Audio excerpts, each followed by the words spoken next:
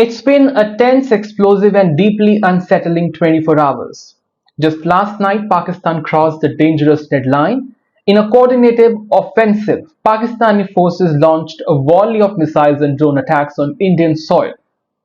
Military installations across northern and western India were targeted, including, and I'm now naming the places those were targeted: Awantipura, Srinagar, Jammu, Pathankot, Amritsar, Kapurthala, Jalandhar, Ludhiana. These are the areas in Punjab. Adampur, Bhatinda, Chandigarh, this is a union territory. Null, Phalodi, Uttarlai, and even as far as Bhuj. The targets primarily Indian Air Force's facilities and key military outposts. And what was the aim? Very simple: disruption, provocation, and perhaps most importantly, a show of force after the Indian Army's recent Operation Sindoor, an operation that had stuck deep into Pakistan and Pakistan-occupied Kashmir (POK) to take out 9 terror hideouts and over 100 terrorists. But Pakistan's move backfired.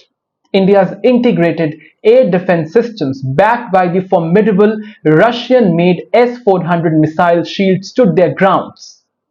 Drones and missiles were intercepted mid-air and debris scattered harmlessly away from any civilian area, from any civilian population. Not only did India neutralize the incoming threats, but it struck back with precision.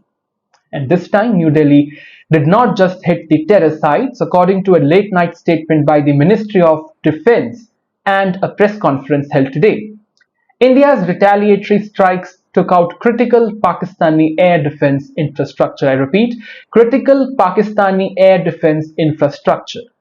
A major radar system in Lahore was reportedly quote-unquote neutralized. The HQ-9 missile defense system supplied by China was significantly damaged. A stadium in Rawalpindi sustained collateral damage, although India insists no civilian infrastructure was intentionally targeted in this retaliatory attack. The clear message here is that India is not escalating, but it won't sit idle either. The response was swift, surgical, and most importantly, strategic. Now, sources suggest India used Israeli-made Harpy drones, also known as kamikaze drones, to carry out pinpoint attack in the Pakistan. Now, you have to understand that these drones loiter over targets, identify radar signatures, and dive in for self-destruction with maximum precision. This is their quality. There are also questions swirling around China's role in all this. While Pakistan's Foreign Minister Ikshal Dar claimed that Chinese-made jets were used to shoot down 5 Indian fighter aircraft, including 3 Rafales, a MiG-29 and Su-30, Beijing insisted that it is not backing any claim. In a press conference, Chinese Foreign Ministry spokesperson Lin Jian said, and I quote him here, "Not familiar with the matter." This is what he said, a carefully chosen phrase and perhaps one that shows China's reluctance to get openly entangled in a fight that could spiral well beyond its own neighborhood. Meanwhile, India's Foreign Secretary Vikram Misri addressed the media in a strongly worded briefing earlier today. Very strongly worded. And believe me, dear viewers, he did not hold back. He clarified that India has not escalated the conflict. It is a very important statement. It merely responded to what Pakistan started on April 22nd after killing 26 innocent tourists on religious grounds in front of their family members, their wives, their children, and now again on May 7th and May 8th. He called out Pakistan's propaganda machine, reminding the world that Islamabad has been brewing lies since 1975. But Misri wasn't done. He hit Pakistan where it hurt the most, on the moral and diplomatic front. He highlighted that while India has targeted terror infrastructure in Pakistan, Pakistan has chosen to shell civilians. Chosen. Over 18 people have died due to indiscriminate Pakistani firing along the line of control (LOC), and 47 others are injured. And it is not just about the numbers. Misri said, rather than presented proof that Pakistan is specifically targeting Sikh communities and even Gurudwaras. This is pathetic, despicable, and shows how far Pakistan has fallen. And he is not wrong.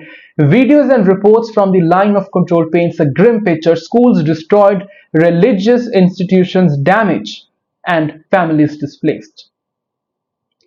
Pakistan's pattern of attacking non-military zones is not just tragic, it's telling. It tells us one thing: they are losing both on the grounds and on the court of global opinion.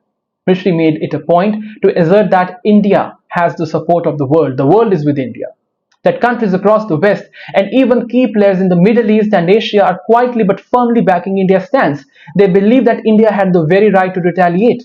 Pakistan, on the other hand, is struggling to convince even its own allies, its closest allies like China, in what many are calling an international embarrassment.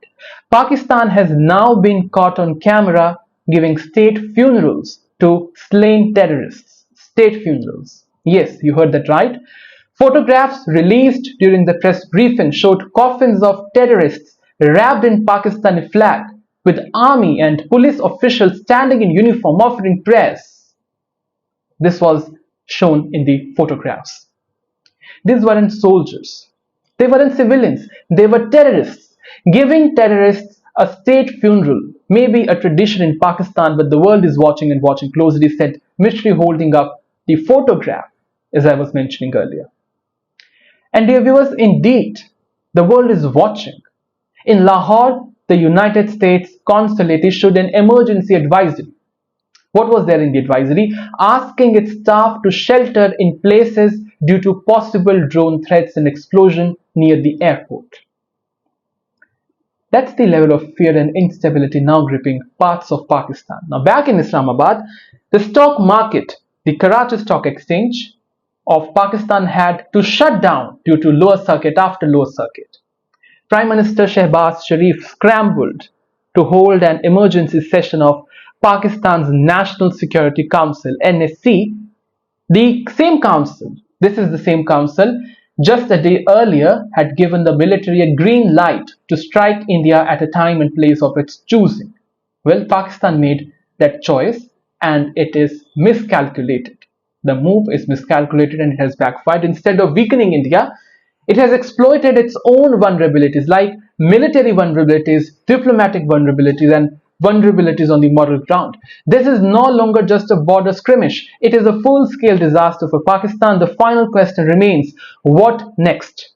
Will Pakistan strike again?